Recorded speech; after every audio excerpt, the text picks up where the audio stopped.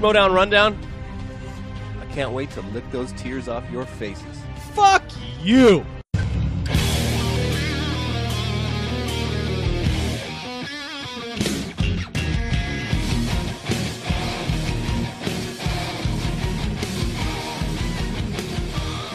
What's going on, Schmoedown fans? It's the newest episode of the Schmoedown Rundown. My name is Aaron. I am your host for this episode. Joining me is the Stat Man. He is Frank Janish. What's going on, man? Hey, guys. Good to be here. Indeed. Paul Wolf is here, too. What's happening? Oh, hey, besides fighting this bug we got going around the house, I'm getting better. And I heard, actually, Frank's got a little bit of a fever, too. He caught the La La Land fever today. I did. Oh, man. I got it good. Oh, boy. All right. Well, be sure to tell Scott Mance how much you love it. I will. Oh, right. And terrific. And Alicia Malone.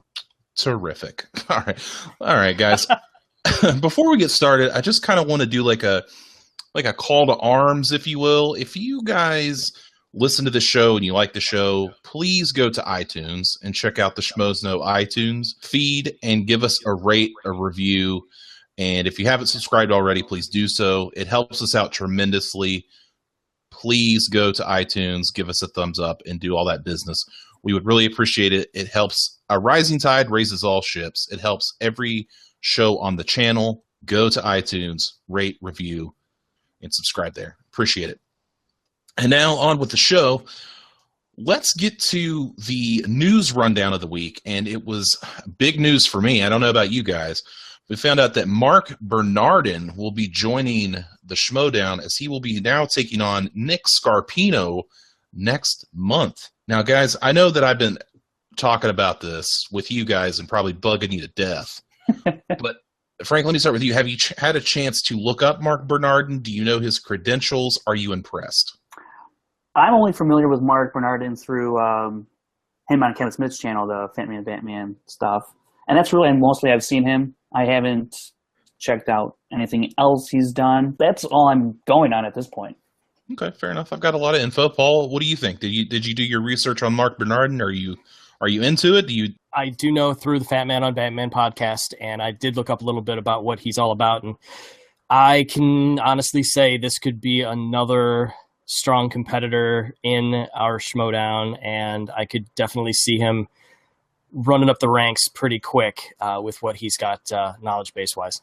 If you're wondering why I'm so high on it, I am a huge fan of the Fat Man on Batman podcast, but I'm just a fan of Mark in general. And why do I think he's going to be an amazing Schmoedown competitor?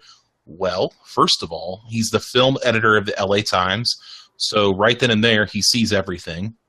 He used to be the film editor for The Hollywood Reporter and Entertainment Weekly. He's written articles for Playboy, GQ, Vulture, and Empire, just to name a few. He was also a former staff writer on the Sci-Fi Channel show Alphas. He's written comics for DC, Marvel, and Image.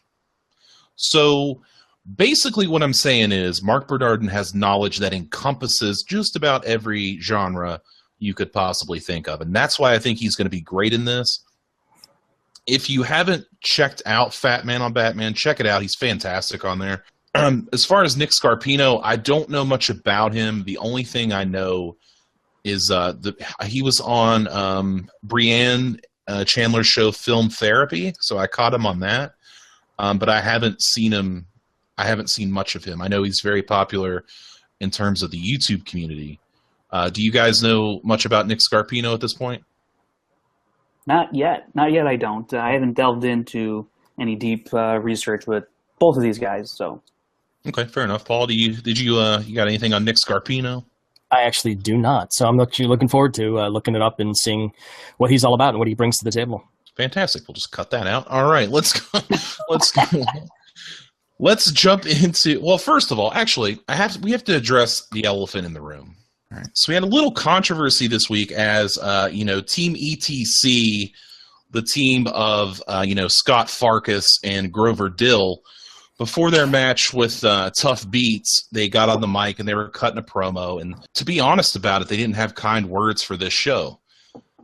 And I want to put it on Front Street because we don't like ETC, and we try to be objective commenters for the Schmoedown, but we don't like them. That's a proven fact. We don't like them at all. When they told us to go F ourselves or F you or whatever they said, it struck a chord with me to the point where I want, if they're willing, which you should be, I'm giving Team ETC, Ricky and Elliot, doesn't matter, to come on this show and talk to us about whatever you want. You can bury us. You can bury Schmoeville.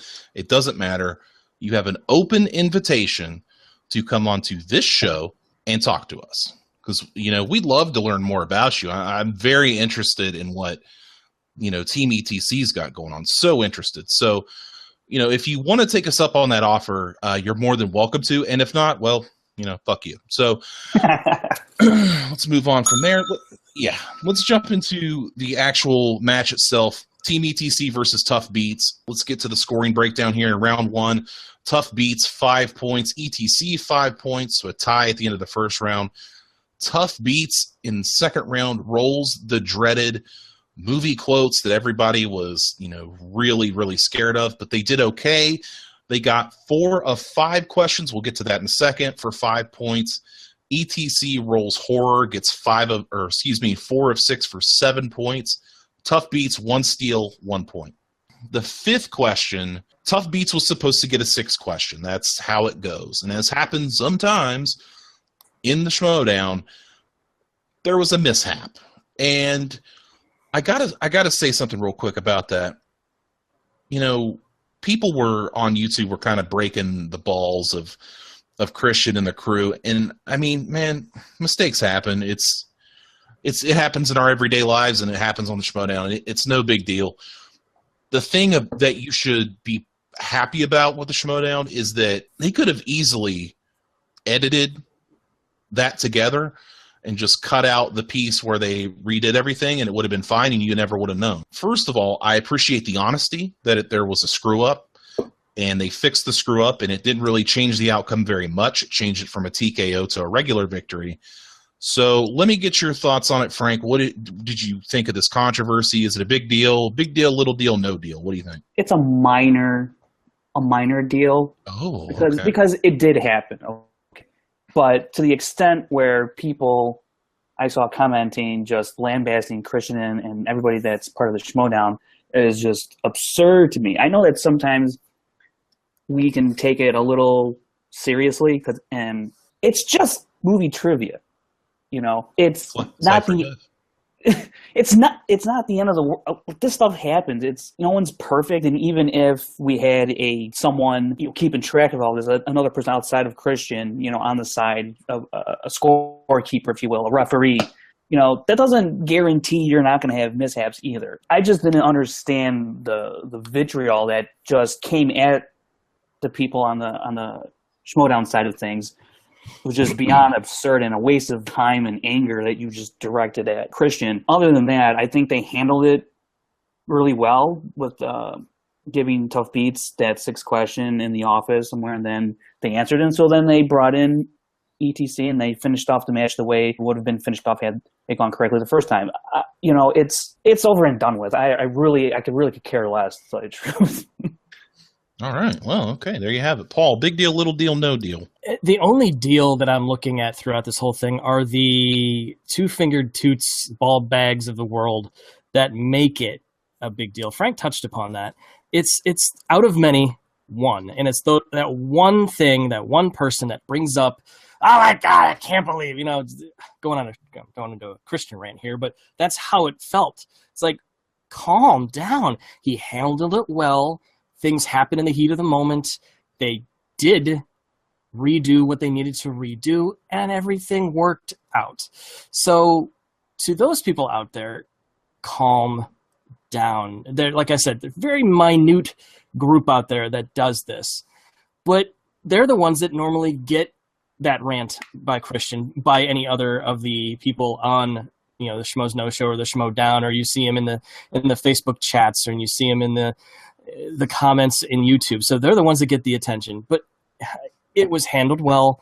We got the true completion of the match, and it's done. So again, that's kind of how I felt. I honestly didn't even notice it until I got a message from our good friend of the show, Chris Loff, later on in the day that said, hey, I don't know if you know this, but we're going to redo the third round. So at that point, I was like, I don't know what you're even talking about. So I had to go back in and look at it. So, I mean, I'm sure a lot of people didn't catch it at first.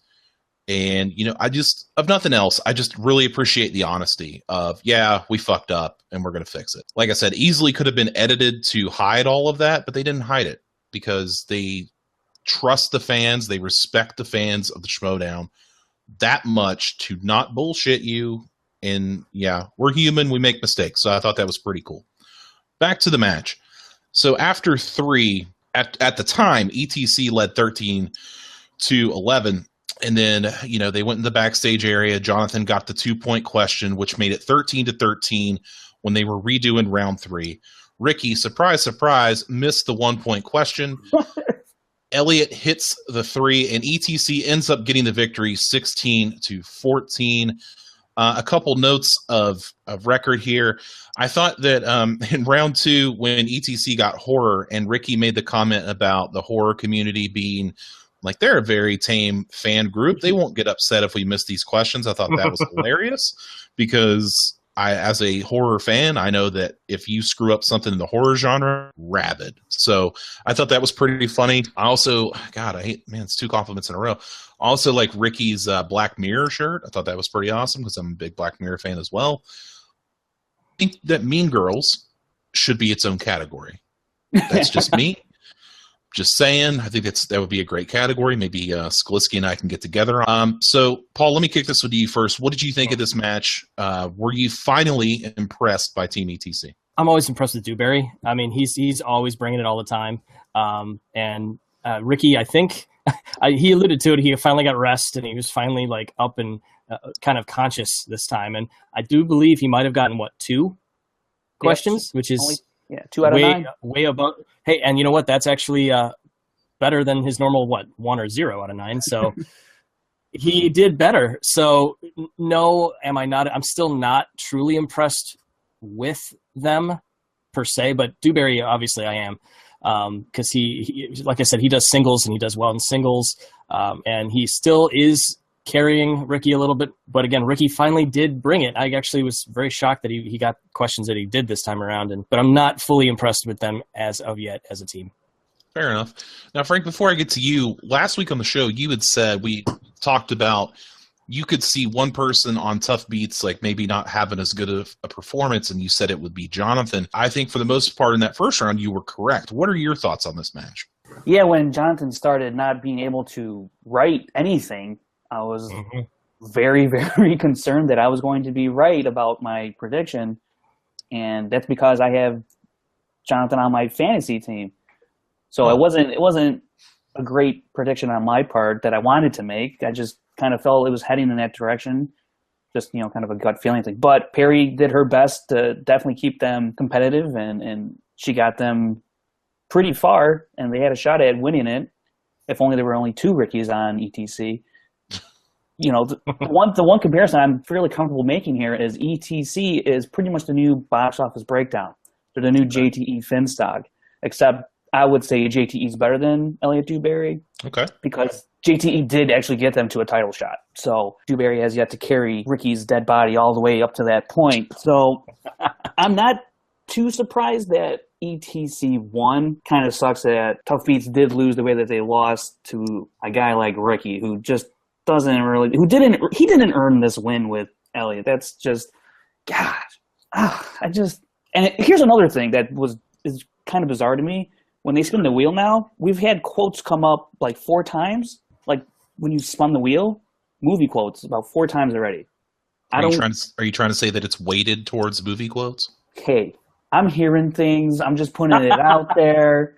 I don't know. People are talking about it. So you got some backstage info? I'm not privy to this. What's for the Twitters and the Facebooks, you know, on the YouTube comments. I read things. You know as well as I do, if you read it on the internet, it is most definitely true. Exactly. Absolutely. All right, let's move on to the singles match this week. It was Mark Yodi Reilly versus Sam Levine. Oddly enough, right off the top, no Superman for Reilly, no James Bond, a little Reservoir Dogs action, taking a little slight dig at Sam Levine. Not really, but it was a cool intro. I kind of enjoyed it. Let's get into the scoring breakdown. Round 1, it was Reilly going 7 of 8 for 7 points. Levine 6 of 8 for 6 points. In round 2, Reilly took Spielberg, got 3 of 4 for 4 points in the most obscure possible Steven Spielberg questions I feel like you could ever have, but I digress. Sam Levine gets 90s, goes 4 of 4 for 7 points. No steals in round 2. Levine led 13-11 going into round 3, where Sam Levine got the 5-pointer and Reilly got 8 points in the 5th round to take the lead and the victory 19-18. Frank, what did you think of this matchup? Went exactly the way we thought it was going to go. Except for you predicted it wrong. Right. I was going to get to that, Aaron. Thank you. You're welcome. But, I was surprised Levine missed on 3. Yeah, it was that bird question from Iron Man 2. What was Mickey Rourke's animal? Right. That one I knew right away. I was kind of disappointed he got that wrong because I thought that would have, that actually would have won in the game, obviously. Sam Levine, he did pretty well. Looking at here, his stats, 11 of 16, 68% correct, nearly 69%. And then Mark Reilly answered 12 out of 15 for 8%. So question-wise, he scored more points and he answered more correctly. So the better guy won. Let's see what happens for this next possible opponent of Reilly's. Okay, well, we'll talk about that here in just a second. Paul, what did you think of this matchup? Hey, we said it before. They both needed this win. They both needed to come out strong, and they both did. It was really kind of cool to see at the beginning Reilly saying, I've faced some really awful guys, meaning villains and heels, but he's facing a friend, and he came in a little lighter than normal. Like it didn't seem like his fighting spirit was there, but then with that part of it, but he came out, dug him a little bit with the entrance with Tarantino. That little entrance was pretty funny. Going back to even the Tuff Beats entrance, we've got some entrances of the year already kind of like on the ballot to look at this, because it threw me too when he came out as Tarantino got behind the camera. That was a really cool little dig there. Even if it wasn't like it was a friendly dig, they were obviously it wasn't meant in any anger towards each other, but across the board, I mean, they were back and forth like you said. I mean, it was by 1 point, it was by 1 point, it was by one, like down to the last question. And again, we had it by 1 point, and it ended up being 1 point. That's actually kind of redeems ourselves a little bit, because I was looking at some of these matches we've had already, and it's like season 4 of the Schmoedown when we can't predict a damn thing.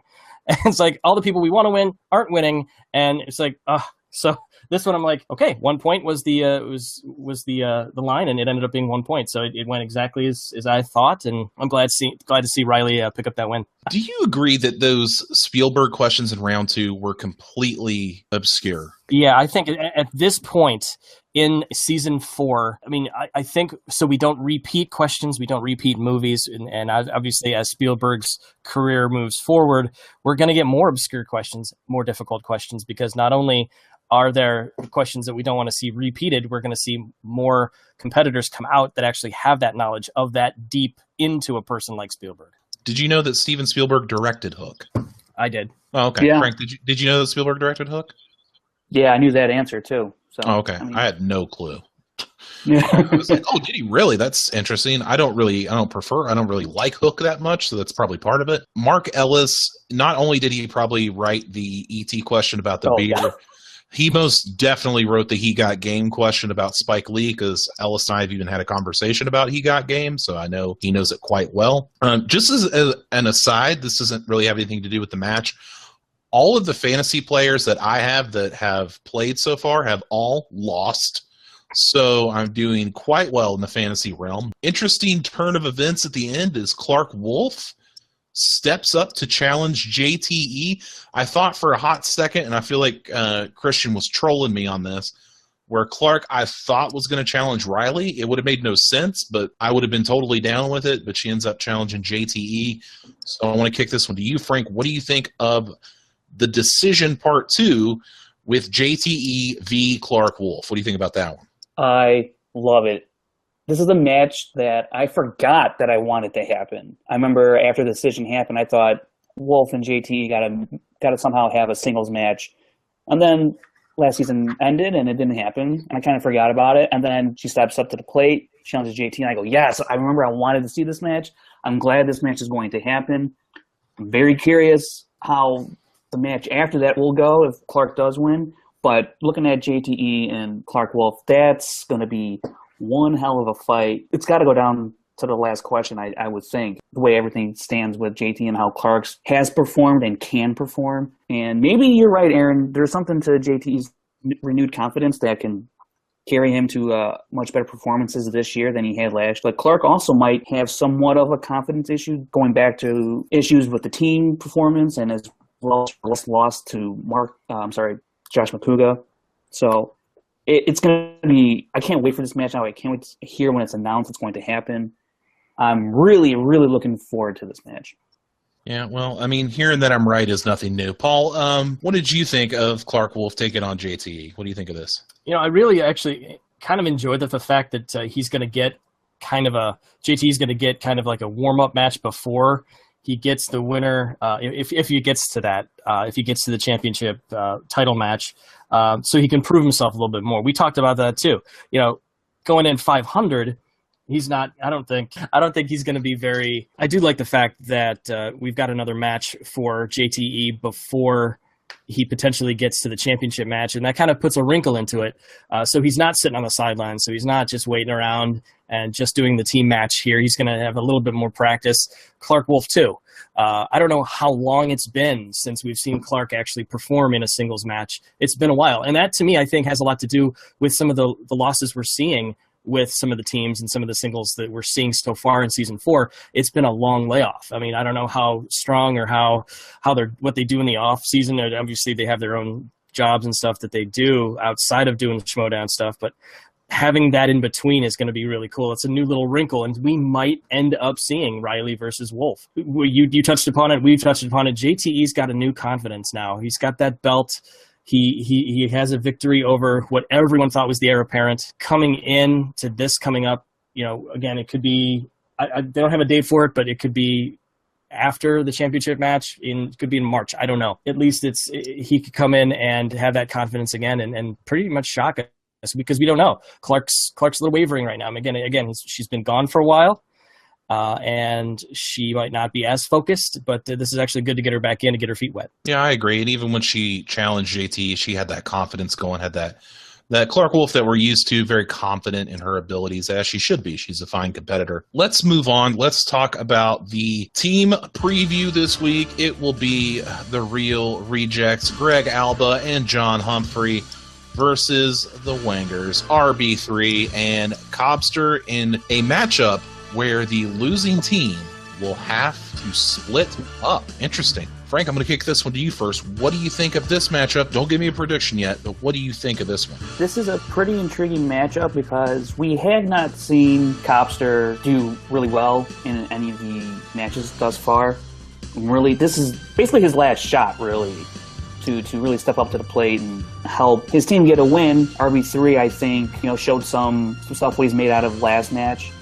So if they can just put it together, I think they got a shot at performing much better than they have in the past. They got to put it all together, and I think if they can do that, somewhere in that team, there's a fine competitive team that can make their way in the league some way, somehow, if they're fortunate. Real Rejects, they're somewhat in the same boat as Wangers. I think these teams are pretty similar across. They just got to put the performances together from both teammates, and they're just both these teams are just too inconsistent, I think, to do any damage. But if they can get it together, they can cause problems for some people in the league. Makes sense. Paul, what do you think of it, man? I kind of compare this to the Levine-Reilly match. These two teams need a win. It's almost the same thing, and I feel that the loser splits is a great kind of motivator get them the match that they truly need, that they have to have.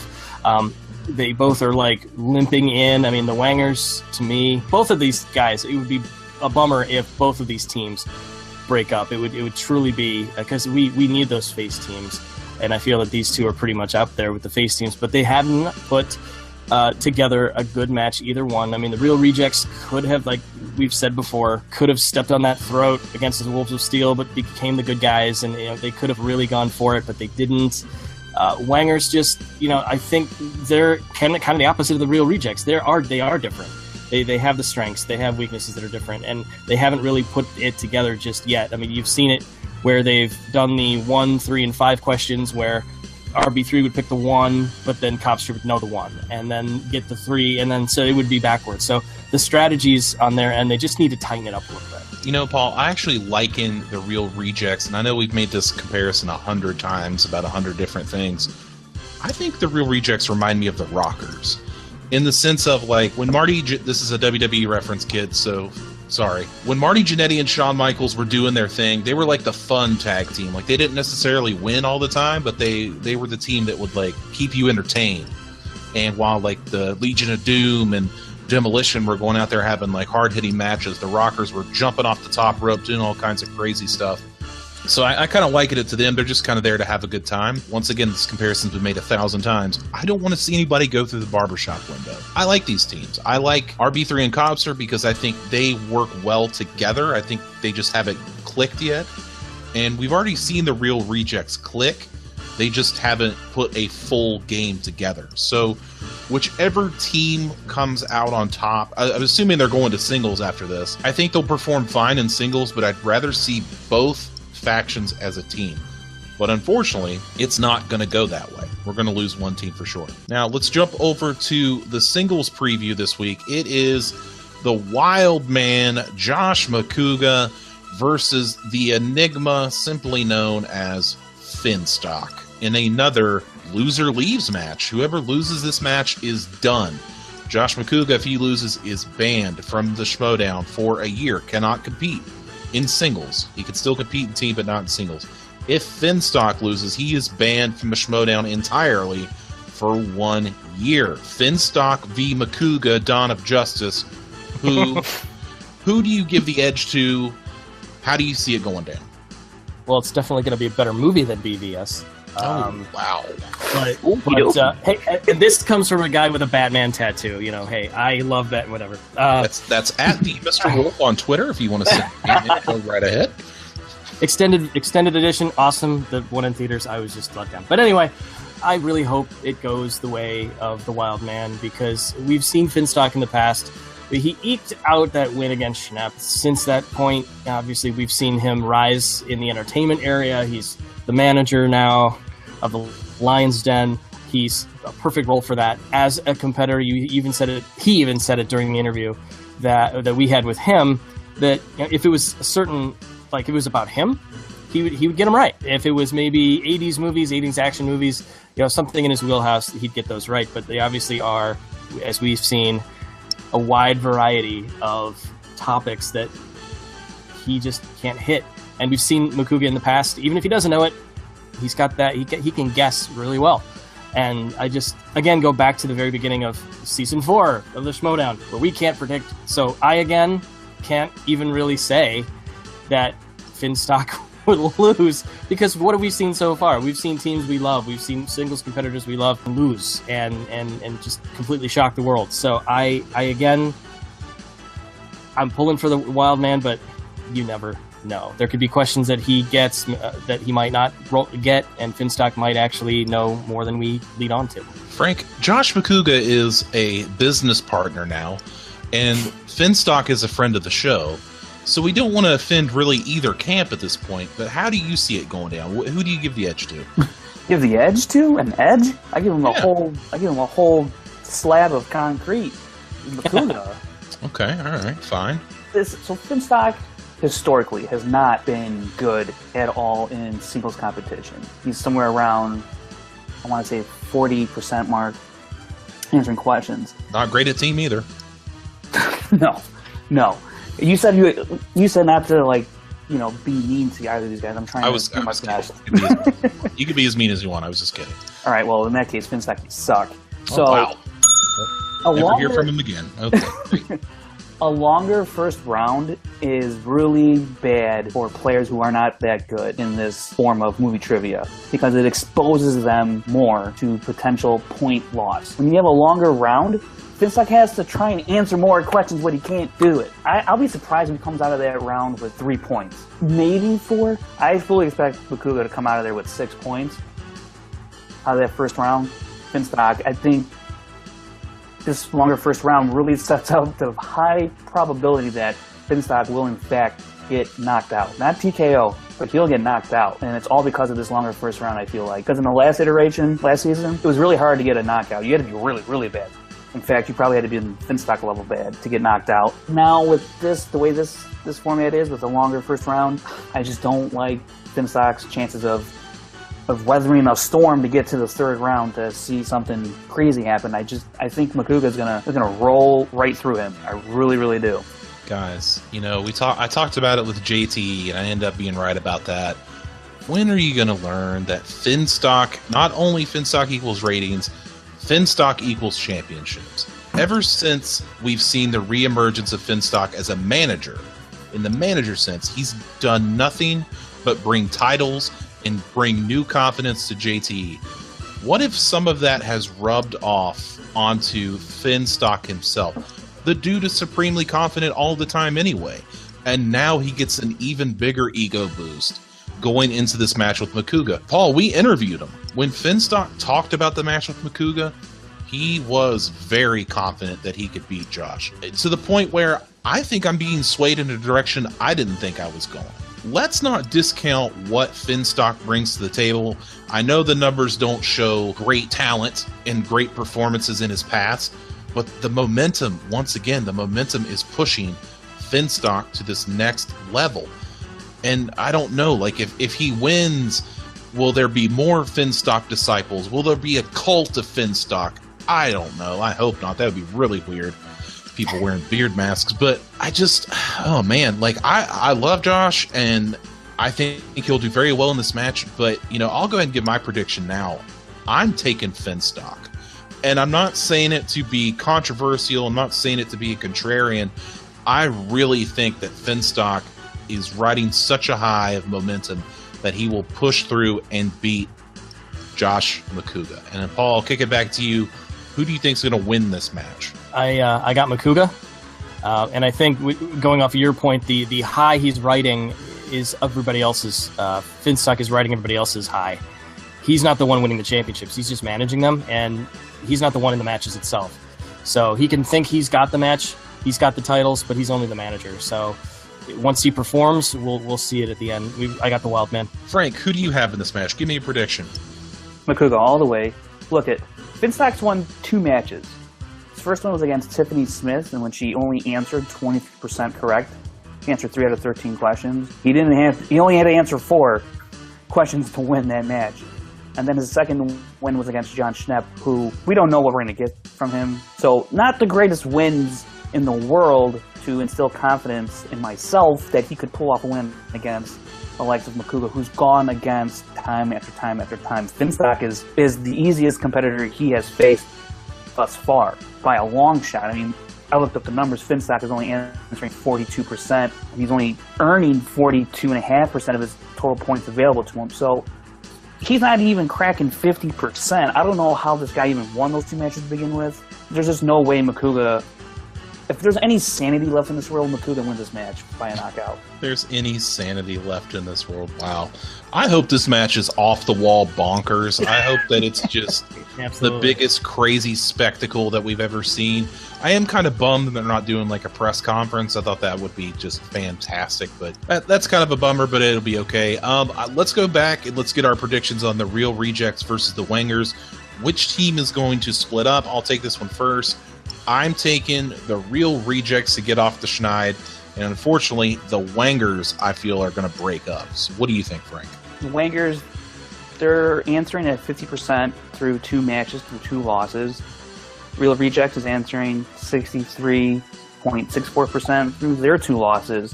And I do, on just the eye test alone, I do like Real Rejects better than the Wangers, unfortunately. Fair enough. Paul, what do you think? We got a clean sweep. Real Rejects over the Wangers. Coming up this Sunday, it's a big action-packed weekend of sports. We got the Pro Bowl right here in Orlando. Thank you very much.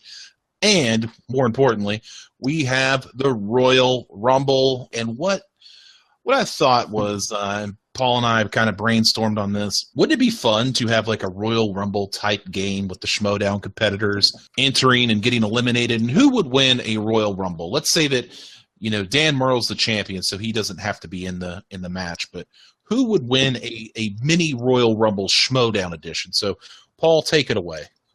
All right, so we have the Royal Rumble match that we've got going on, and we are going to start with 2 competitors randomly selected through the randomizer that Aaron has let me know is on the website. We will have 1 minute, all 3 of us, we'll have 1 minute to discuss who out of those 2 are the strongest competitor.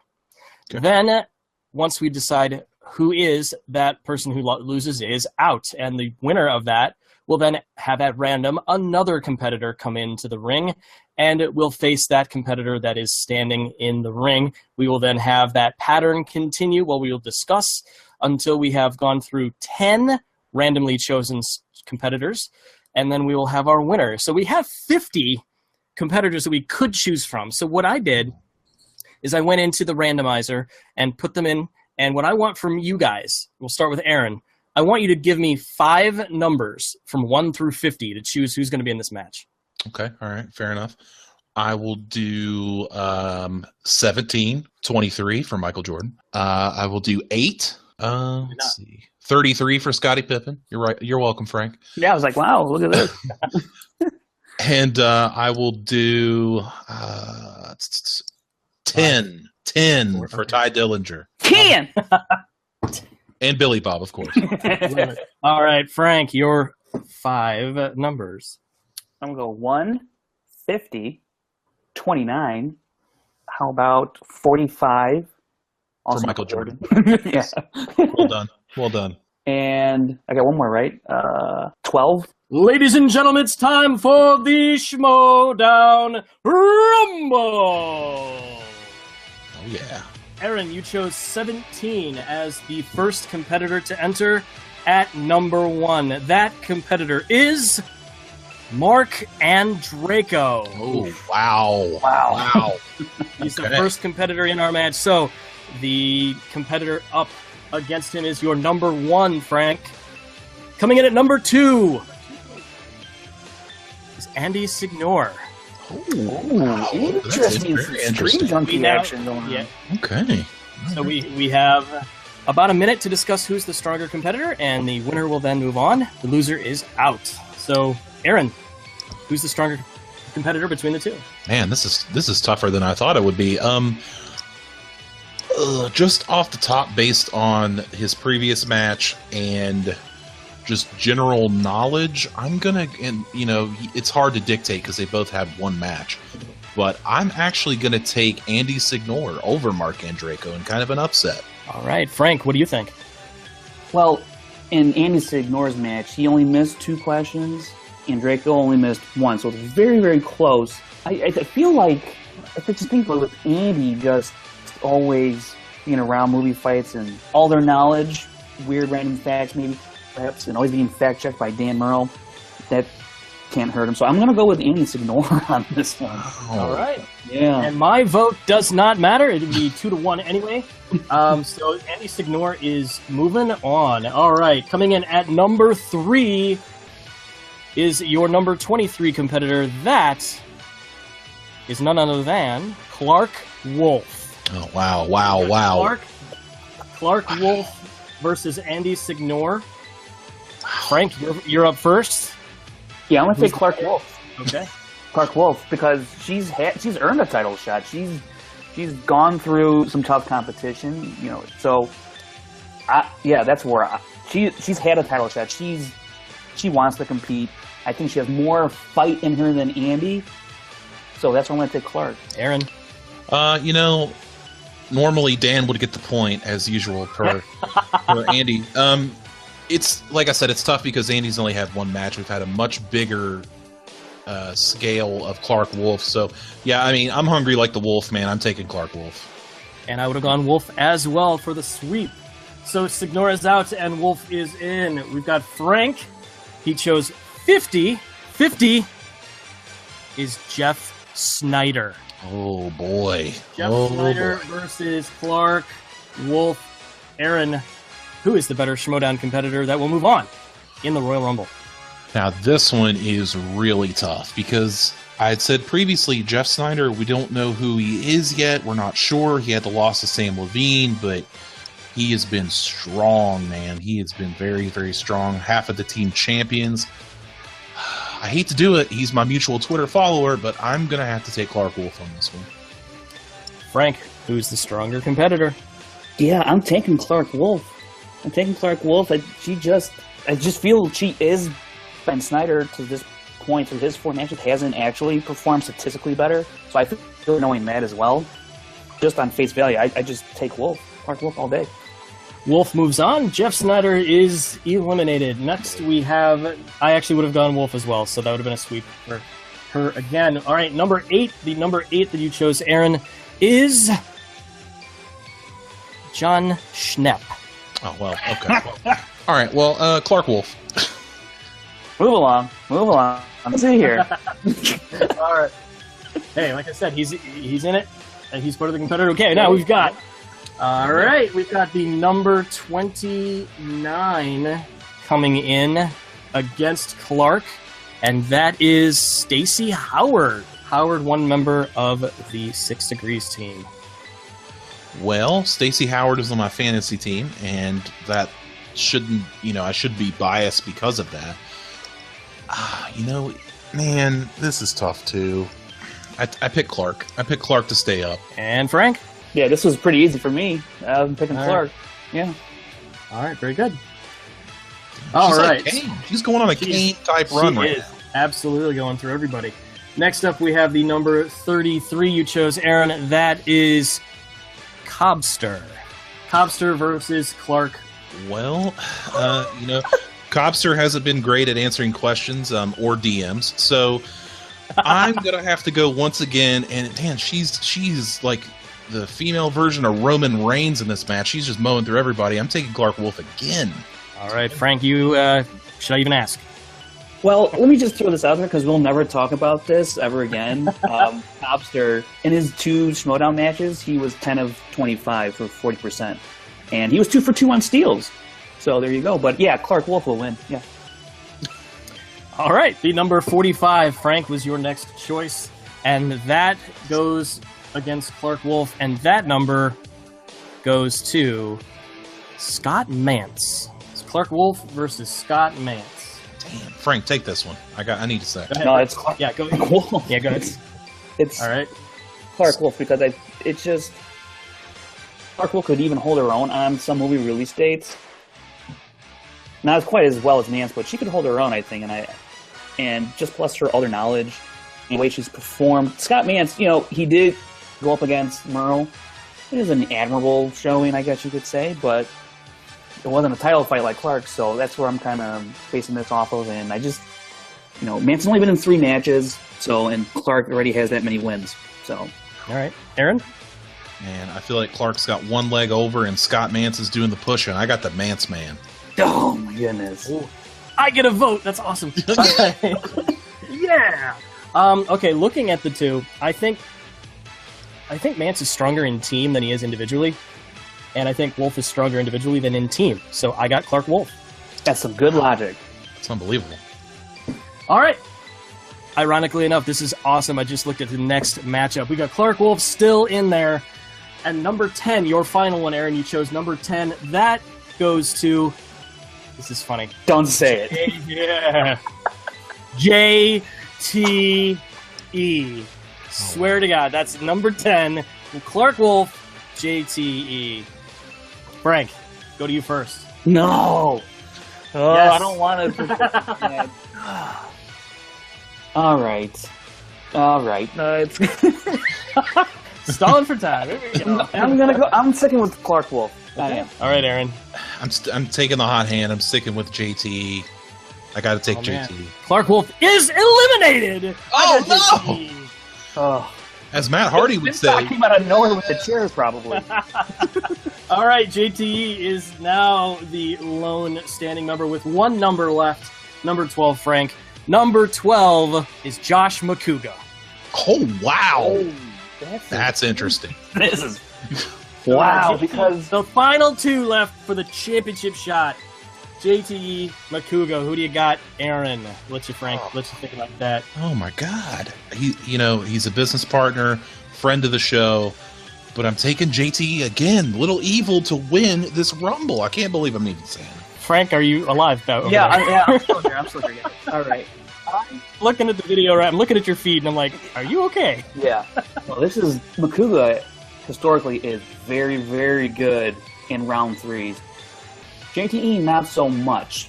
And for that reason, I'm going to pick Josh Macuga to pull it out. And your winner of the Schmoedown Rumble, Little Evil, JTE. Full-blown redemption story. JTE bringing it all the way back around. Holy cow. Dude, that was really fun, you guys. That was a lot of fun, actually. I had a great time with that. I wasn't expecting that kind of entertainment, to tell you the truth. On paper, I don't know. I was kind of uneasy about it. I was like, I don't know if that's going to work, but we'll give it a shot. And by God. All right, so that's our version of the Royal Rumble, and that'll be coming Sunday. My prediction is I hope The Miz wins. That's it for the show. There's nothing to move on to, so we're just going to get out of here. My name is Aaron. You can find me on Twitter at ATTitanium. Frank Janish, where can you be found online, sir?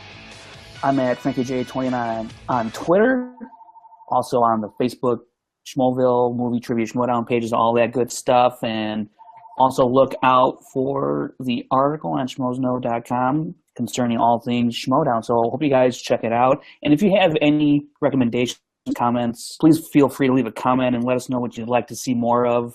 That would really be great, because we're trying to make this informative and an easy thing to read and just pull information off of. So any kind of comments you guys have will be greatly appreciated. Paul Wolf, sir, where can you be found? What's going on? Hey, before I sign off, I wanted to give a quick shout out to two of the Schmoedown members, competitors out there that have a little thing going on Kickstarter.